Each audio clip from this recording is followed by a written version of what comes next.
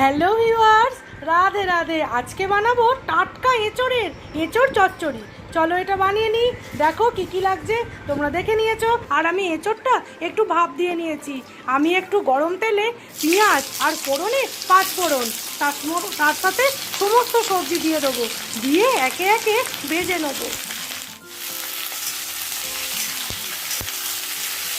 এইবার তাতে নুন দেবো, দিয়ে সেদ্ধ করা এঁচোড়টা দিয়ে দেবো, দিয়ে আরেকটু ভালোভাবে ভাজা করব।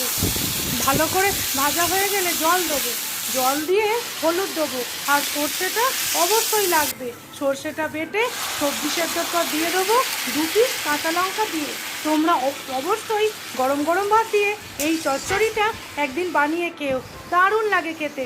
সবশেষে একটু কাঁচা সর্ষের তেল। একদিন বানিয়ে খেয়ে দেখো। আর নতুন কিচেনকে লাইক শেয়ার সাবস্ক্রাইব করে পাশে থেকো। আজকের মতো টাটা।